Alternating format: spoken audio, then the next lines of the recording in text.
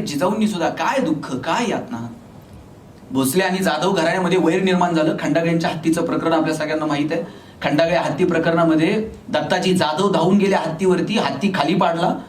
समोर संभाजी भोसले उभे. संभाजी भोसलेंनी आवाज दिला, जाधव हत्तीला मारायचं नव्हतं. मनगटात जर एवढीच खुमखुमी असेल तर भोसल्यांवर वार करा. दत्ताजी जाधवानं तीच रक्ताळलेली तलवार संभाजी भोसलेंवर फिरून टाकली. संभाजी भोसलेंनी वार हातावरती झेलला. दत्ताजी जाधवाला खाली पाडलं. रक्ता मासाचं पोरगं रक्ताच्या थरव्यात कोसळलेलं बघितलं आणि संभाजी भोसलेंवरती लखोजी जाधव चालून आले. लखोजी जाधवांनी संभाजी भोसलेंना खाली पाडलं. भाऊ आणि धीर रक्ताच्या थारव्यात कोसळलेलं जिजाऊंनी पाहिलं होतं.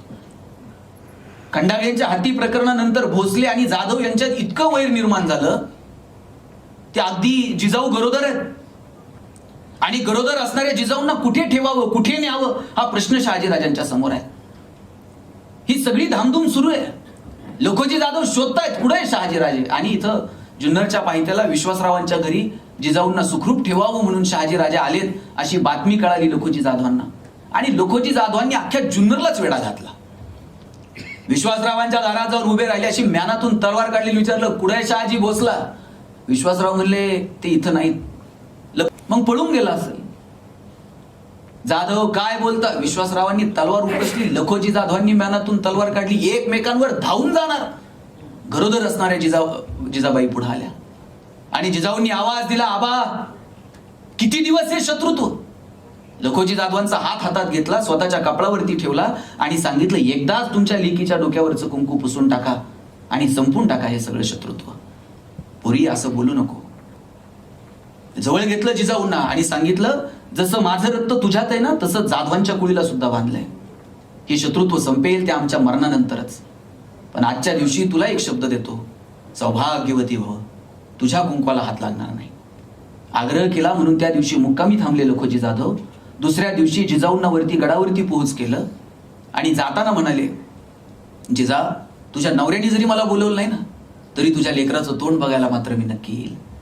जिजाऊंच्या डोळ्यांमध्ये आनंदाने अश्रू आले की आपल्या लेकराचं तोंड पाहायला आपले वडील नक्की येतील. आणि हेच लखोजी जाधव, त्यांची 3 मुलं आचलोजी, राघोजी, यशवंतराव यांना सुलतानानं वरती गडावरती बोलून घेतलं भेटायला म्हणून. एक भाऊ होता बहादूरजी, म्हणजे लखोजी जाधवांचा मुलगा, जिजाऊंचा भाऊ. आईजवळ कुणीतरी थांबावं म्हणून तो घरी थांबला. हे 3 भावंड आणि लखोजी जाधव वरती सुलतानाला भेटायला गेले. दरबारात गेल्यानंतर मुजरा केला. मुजरा केल्याबरोबर सुलतान दरबारातून आत निघून गेला आणि ठरल्याप्रमाणे मुकरब खान, मोती खान, फर्राद खान धावून आले. सपासप वार केले. कट करून लखोजी जाधव आणि त्यांच्या 3 मुलांना दरबारात खाली पाडलं. एकाच दिवशी जिजाऊंच्या भावजया आणि जिजाऊंची आई विधवा झाल्या. जिजाऊंचं माहेर उद्ध्वस्त झालं. आज आम्ही शिवाजीराजांचा जय जयकार करतो, पण या कुटुंबांनी तत्कालीन परिस्थितीत काय काय भोगलं हो.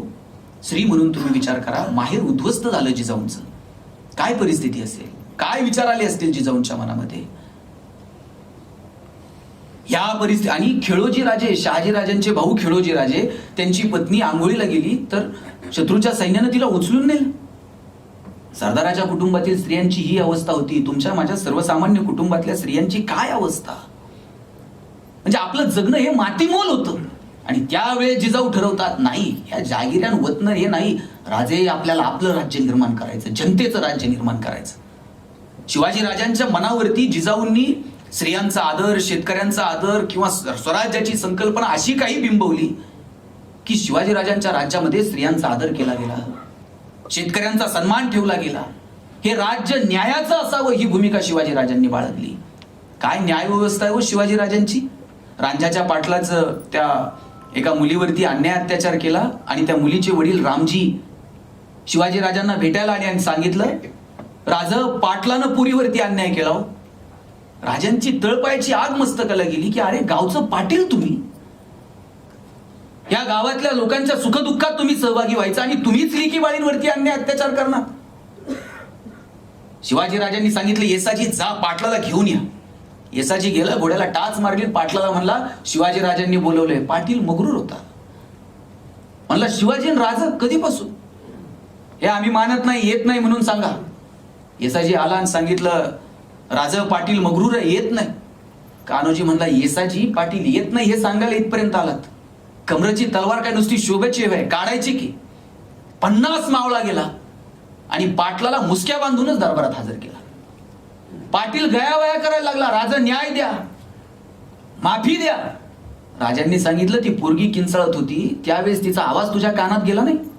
तुला एकच शिक्षा, याचे 2 हात काढा, 2 पाय काढा आणि मानानं पाठवा म्हणले पाटलाला गावात. गावाचं पाटील आहे, गाढवा बसून पाठवा म्हणले. 2 हात तोडले, 2 पाय तोडले आणि गाढवा बसून रांच्याच्या पाटलाला गावात पाठवून दिलं. ही शिवाजीराजांची न्याय व्यवस्था होती. उशिरानं मिळालेला न्याय सुद्धा अन्यायाच्या बरोबरीचा असतो हे शिवाजीराजांना ठाऊक होतं. म्हणून कुठल्या स्त्रियांवरती अन्याय होणार नाही याची दखल शिवाजीराजांनी घेतली.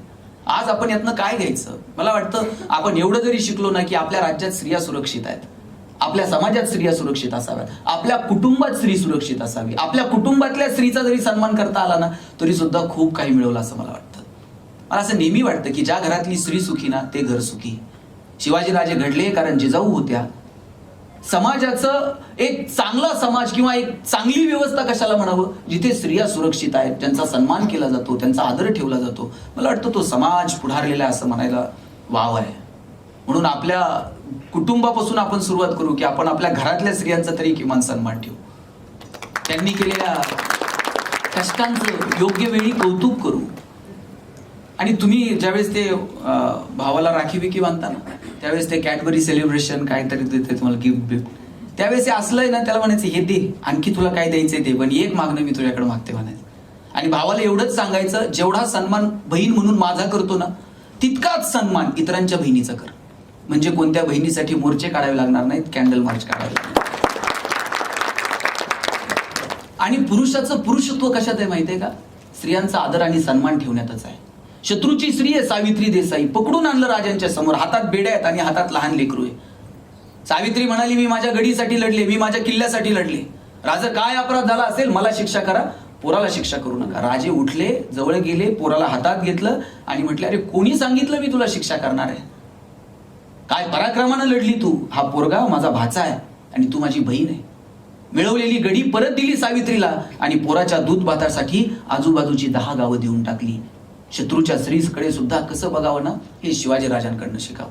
अहो शत्रूची सोडा, आम्ही आमच्या घरातल्या स्त्रियांसोबत नीट बोलत नाही. आयुष्यभर आपल्या सोबत असणाऱ्या घरातल्या पत्नीसोबत आम्हाला बोलायला वेळ नसतो.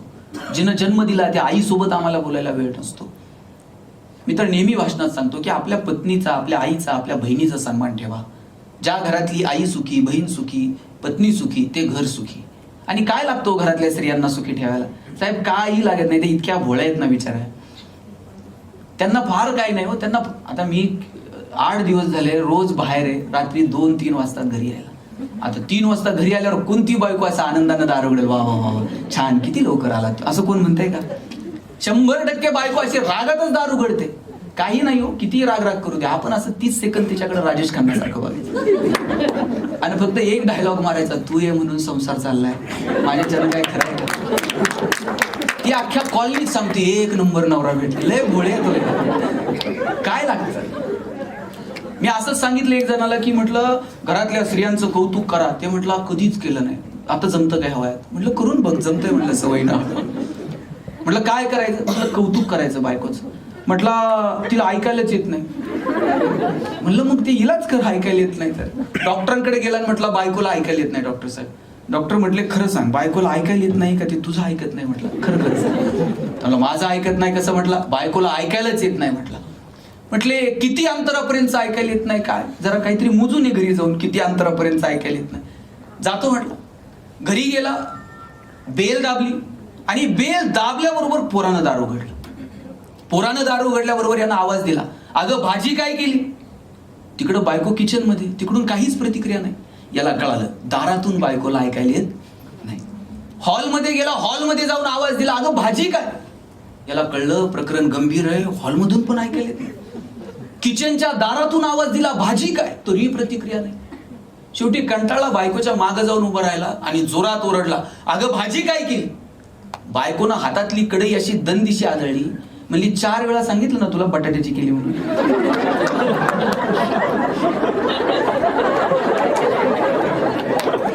आणि हे डॉक्टरांना सांगत होतं बायकोला ऐकायला येत नाही. 20 वर्ष ह्यालाच ऐकायला येत नव्हतं, कसं सांभाळलं असेल तिने? केवळ इतरांच्या चुका काढण्यापेक्षा कधी कधी आम्ही आमच्या अंतर्मनात डोकावून बघू. शिवाजीराजांच्या काळामध्ये काय सगळेच कुणीतरी चुकत असेलच, पण त्याला सांभाळून घेणं, त्या चुकांच्या पलीकडे जाऊ, चला सांभाळून घेऊ, पुढे घेऊन जाऊ. अगदीच अक्षम्य चूक असेल तर वेळ प्रसंगी त्याला शासन करू. मला वाटतं या सगळ्या व्यवस्थापन जे कौशल्य आहे ना, ते शिवाजीराजांकडनं शिकावं. शिवाजीराजांकडं हे सॉर्ट अनालिसिस होतं, कुणात काय चांगलंय, मग आम्ही ते कधी आत्मसात करणार आहोत? शोधूयात ना आमच्यात काय चांगलंय. इथं बसलेला असा एकही माणूस नाही की ज्याच्याकडे काहीच वेगळा गुण दिलेला नाही भगवंतानं. प्रत्येकात काहीतरी वेगळा गुण आहे. फक्त कधीतरी आत डोकावून पाहिलं पाहिजे आणि ओळखलं पाहिजे की आमच्यात नेमकं काय चांगलंय. आपल्या संसारात सुद्धा, आपल्या मुलांमध्ये सुद्धा प्रत्येकात वेगळेपण आहे, पण ते कधीतरी ओळखता येईल. मला सांगा, सचिन तेंडुलकर सारखा षटकार ऐश्वर्याला मारता येतोय का? ऐश्वर्या राय सारखा ठुमका लता दिदींना देता आला असता का? लता दिदींसारखं गाणं अशोक सराफला म्हणता येईल का? तुम्ही मला म्हणले ना भाषण कर, मी 2 तास बोलेल, पण तुम्ही मला म्हटले एवढ्या लांबून आलाय नगरून, जाता जाता पुण्यात एखादी कुस्ती करून जा, मी येतो उद्या. आपल्याच्यानं जमणार नाही. जगात प्रत्येकात वेगळेपण आहे हो, ते ओळखा ना की काय वेगळेपण आहे. माझ्या ऑफिसमध्ये ही 4 माणसं काम करतात, प्रत्येकात काहीतरी वेगळेपण आहे, ते ओळखूया, त्यांना ती संधी देऊयात. तुम्हाला गंमत सांगतो, आम्ही कॉलेजला असताना इथे मी पुण्यात डी वाय पाटीलला MBA ला ऍडमिशन घेतलं. आमच्या सरांनी मला विचारलं, गणेश तुला MBA कशात करायचं? मी म्हटलं मला ह्युमन रिसोर्स मॅनेजमेंट मध्ये MBA करायचं. मग ते प्रत्येकाला विचारायचे की कोण MBA कशात करणार. आमच्यात एक बोबडं बोलणारं पोरग होतं, त्याला बोलता यायचं नाही. त्याला विचारलं तुला MBA कशात करायचं? म्हटलं मला मार्केटिंग मध्ये MBA करायचं. म्हटलं सर म्हणले डोंबल्याचं नीट बोलता येत नाही, कॉमर्स बॅकग्राऊंड आहे, फायनान्स मध्ये MBA कर. पोरग वर्गात उठून उभं राहिलं, म्हणला असल कलनाल तर मार्केटिंग मध्ये MBA कलनाल नाही तर शिकणार नाही. म्हटलं सर म्हणले याच्या पुढे नादी लागतात, तुला काय करायचंय ते कर. म्हटलं पण एक परीक्षा घेऊयात आणि शोधूयात की कुणामध्ये मार्केटिंगचं टॅलेंट आहे, आणि मग त्यानं मार्केटिंग मध्ये MBA करावं. बरं, परीक्षा घ्यायची ठरवली. आम्हाला सगळ्यांना 100 रामायणाच्या प्रती दिल्या आणि सांगितलं या रामायणाच्या प्रती आपण बाजारात जाऊन विकून यायच्या. ज्याच्या सगळ्यात जास्त प्रती विकल्या जातील आपण समजूयात की याच्यामध्ये मार्केटिंगचं इनबॉर्न टॅलेंट आहे, यानं मार्केटिंग मध्ये MBA करावं. आम्हाला वाटलं आम्ही बोलणारी पोरं 100 प्रती काय GST ऑफिसला जाऊन एका दिवसात विकून येऊ. 8 दिवस आम्ही मार्केटमध्ये फिरलो. 9व्या दिवशी वर्गात आलो. सरांनी विचारलं गणेश 100 पैकी किती प्रती गेल्या? म्हटलं 4. राहुल 8, संतोष 10. मार्क मिळवणारी पोरं पण 20 पेक्षा जास्त प्रती कुणाच्याच गेल्या नाही. ते बोबडं बोलणारं पोरग मागच्या बाकावर बसायचं. त्याला विचारलं तुझ्या किती गेल्या रे? म्हणला सल 100च्या 100 प्रती विकून आलो. म्हटलं अरे सर, म्हटले केलं काय? मार्केटिंगची कोणती स्ट्रॅटेजी, कोणतं रेफरन्स बुक, काय रेफर केलं? म्हणला काहीच नाही, लोकांच्या दालात द्यायचो, बेल दाबायचो, लोक बाहेर यायची, लोक बाहेर आली की समोर लामायण ठेवायचो आणि सांगायचं हे लामायण इकत घेता का वाचून दाखवू?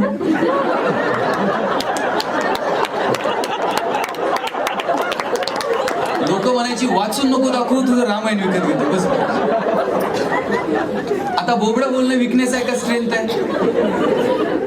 तो जर दाबून ठेवला असता तर स्ट्रेंथ ठरला असता का? नाही.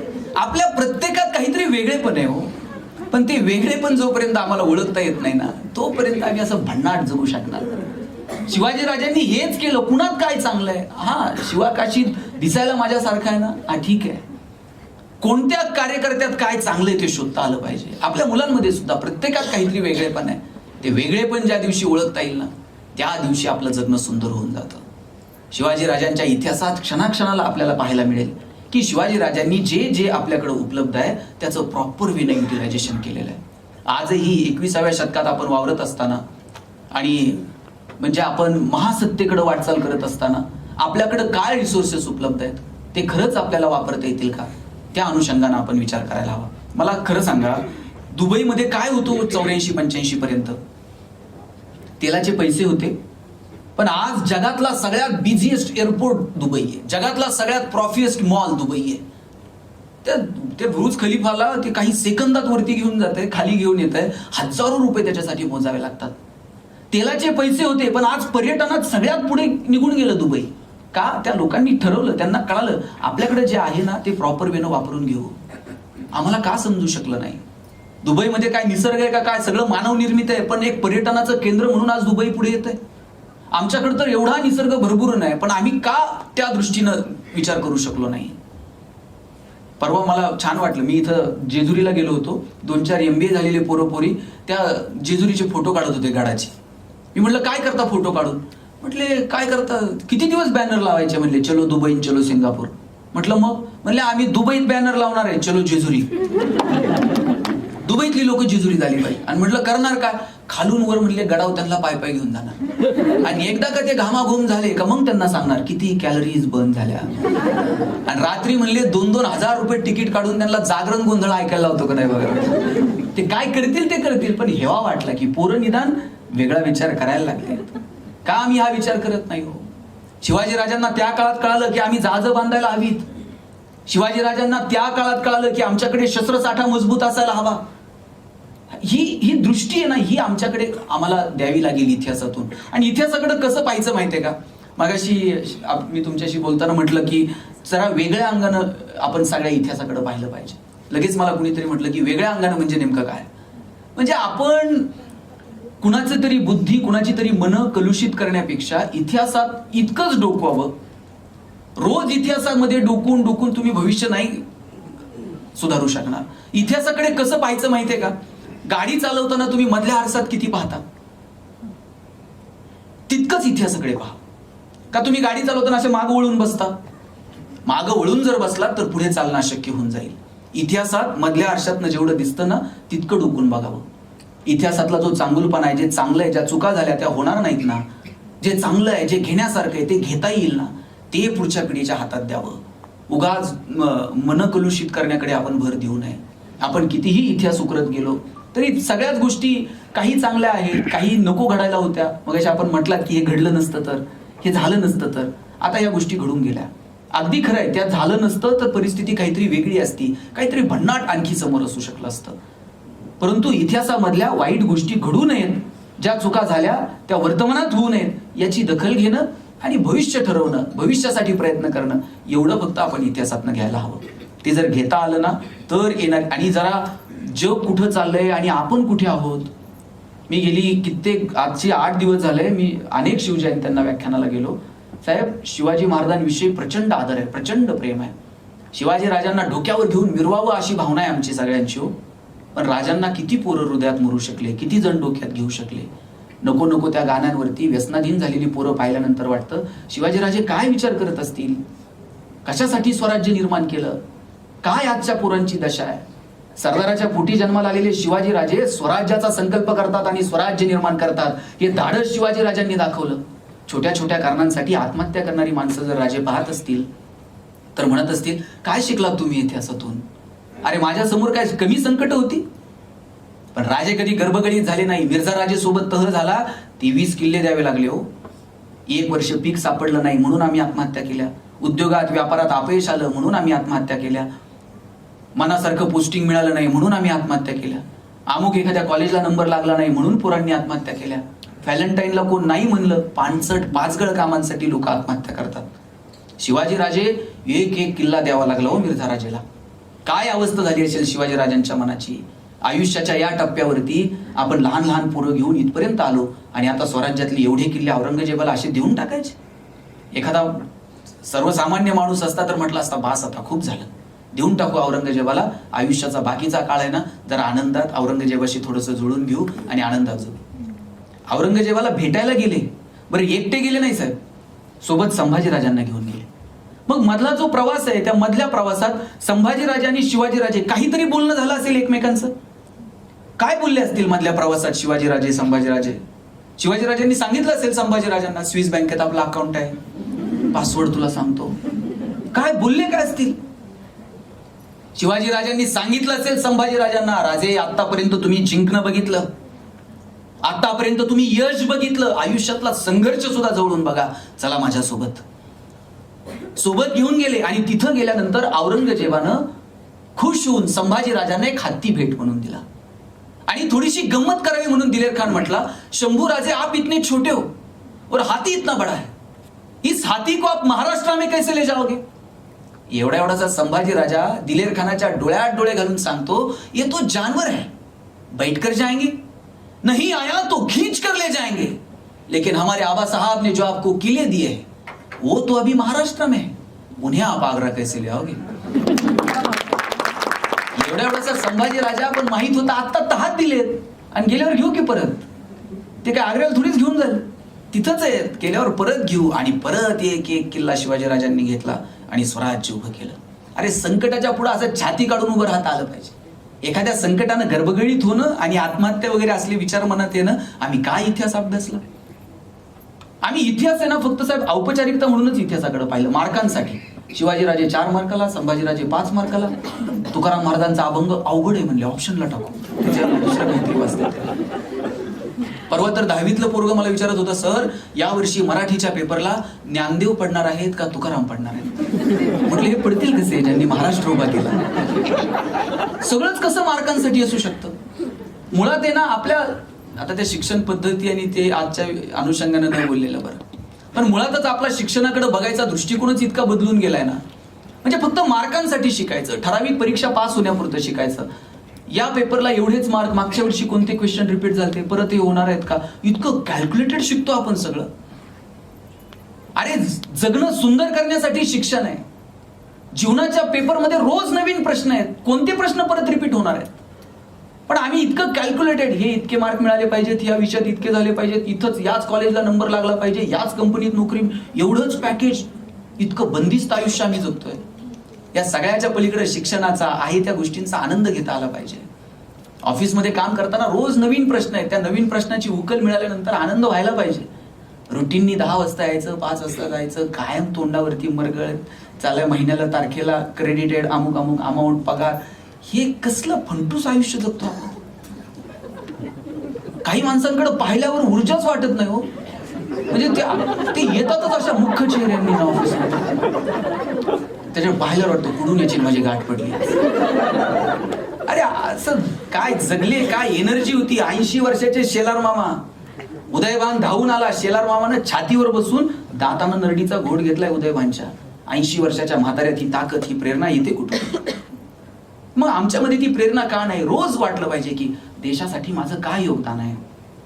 तुम्ही सगळे नशीबवान माणसं आहात, सरकारी नोकरीमध्ये तुम्ही आहात, अधिकारी झालात.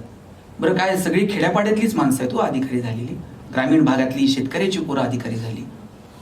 तहसीलदारकडे जाताना जर एखादा शेतकरी घाबरत जात असेल ना, साहेब हे जरा तहसीलदार तर लय लांब आहे हो, तलाट्याकडे जाताना सुद्धा घाबरत जातो आजही शेतकरी. मूड नीट असेल का भाऊसाहेबाचा, उतारा देते का? जर आमच्याकडे येताना जर एखादा माणूस घाबरत येतो तर तो नोकरशाहीचा सगळ्यात मोठा अपमान आहे. आपण ज्या पदावर आहोत, किती संधी हो, सिस्टीम बदलण्याची संधी आहे. सिस्टीमला शिवाय घालून फक्त सिस्टीम बदलत नाही. If you want to change it, first you have to reach there and then you can change it. बरं आपल्या नशिबानं आपण तिथं आहोत ना, बदलूयात सिस्टीम. सुरुवातीला लोक वेड्यात काढतील, अरे लोक म्हणतात भाग व्हा सिस्टीमचा. अरे व्हा म्हणजे काय? संधी मिळाली बदलण्याची, बदलून टाकू, काय नवीन करता येईल ते बघू, भिडू, जे होईल त्याला सामोरं जाऊ. ही जोपर्यंत उर्मी आम्ही इतिहासातनं घेत नाही ना, तोपर्यंत त्याचा आनंद घेणं, ते वाचणं हे नाही.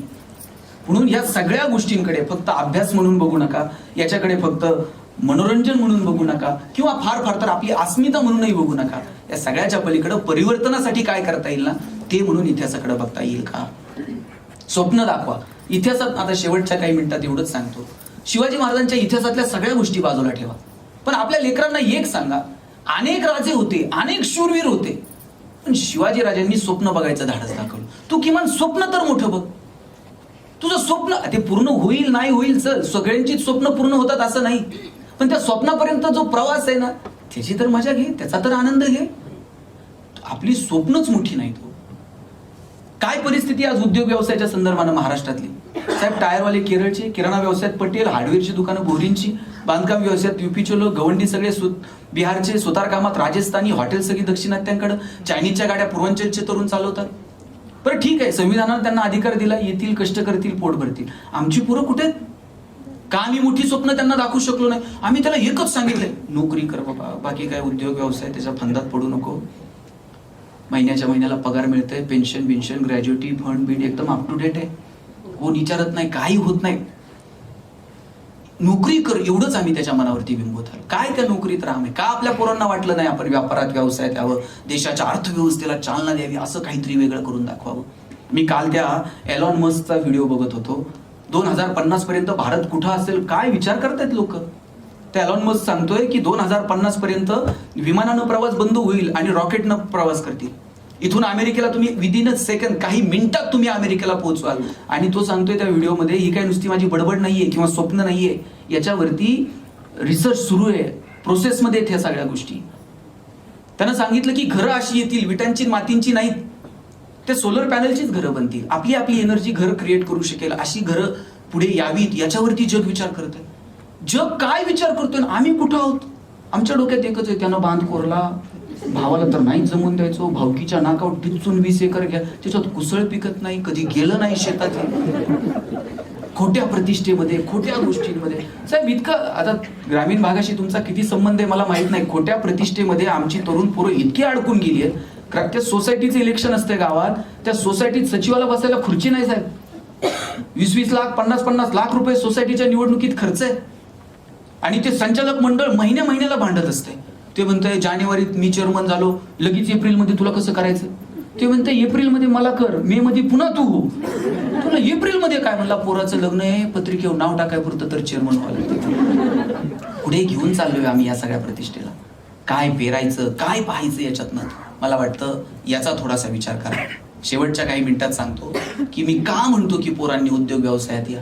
ज्या देशाचा व्यवसाय मोठा, ज्या देशाची आर्थिक नाडी मजबूत, त्या देशाला बाकीच्या सगळ्या गोष्टी म्हणजे बाकीचे संस्कार करायला थोडीशी फुरसत मिळते.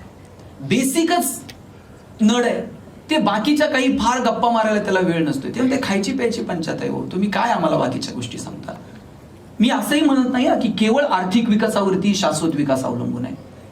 केवळ इन्फ्रास्ट्रक्चर उभा करूनही आपण शाश्वत विकासाकडे जाऊ शकतो. भूतानसारखा राष्ट्रीय शेजारी समाधानाचा निर्देशांक जाहीर केला आणि सगळ्या जगानं डोळे विस्पारून पाहिले.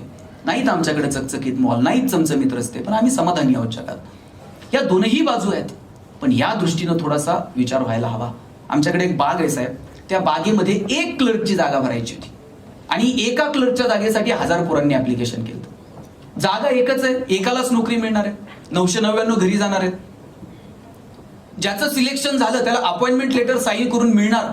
त्याच वेळेला बागेतला शिपाई पळत आला आणि म्हणला साहेब याला नोकरी देऊ नका. म्हणले का? म्हणजे ते बागेतलं गोरीला माकड मेलंय. गोरीलाच जर बागेत नाही तर याचा पगार करायचा कशातनं? लोक येणार नाही, उत्पन्न नाही, पगार करता येणार नाही, काही करा, गोरीला मिळत नाही नवीन, तोपर्यंत त्याला नोकरी देऊ नका. स्वाभिमान शून्य पिढी जन्माला घातली, ज्यांचा त्यांच्या कर्तृत्वावर विश्वास नाही, मनगटावर विश्वास नाही, ज्ञानावर विश्वास नाही. त्यानं पाय पकडले बागेतल्या मॅनेजरचे. हे बाबा पडल ते काम करल, तोंडात आलेला घास काढू नको, नोकरी दे. ते बागेतला मॅनेजर म्हणला पाय सोड, तुला नोकरी क्लर्कची देतो, फॅसिलिटीज क्लर्कच्या देतो, पण जोपर्यंत बागेत गोरीला येत नाही तोपर्यंत काम गोरीलाचं करशील का? तुला पगार आहे ना? आणि मग गोरीला तर गोरीला. रोज यायचा, गोरीलाचे कपडे घालून पिंजऱ्यात उभा राहायचा. लोक यायची, शेंगा बिंगा खायला घालायची. म्हणला मजा आहे, पगार पण चालू आहे, डेली अलाउन्स पण सुरू आहे. म्हणला टिफिन पण घरून आणायची गरज नाही. हे उड्या मारायचं, ह्याचं एकदम एन्जॉय करत होता हा गोरीला बनून. एक दिवशी कॉलेजच्या पोरापोरींची ट्रिप आली आणि कॉलेजच्या पोरापोरींकडे बघून जोर जोरात उड्या मारायला लागले आणि उड्या मारता मारता चुकून वाघाच्या पिंजऱ्यात जाऊन पडलं. आता वाघाच्या पिंजऱ्यात पडल्यावर मला नोकरी गेली तरी चालती, जीव वाचला पाहिजे वाटला. जीव वाचावा म्हणून जोर जोरात ओरडायला लागला, वाचवा वाच. याच्या आवाजानं झोपलेला वाघ जागा झाला, चवताळून याच्या अंगावर धावून आला, हातावर हात ठेवून म्हणला बाबा ओरडू नको, दोघांची नोकरी जाईल.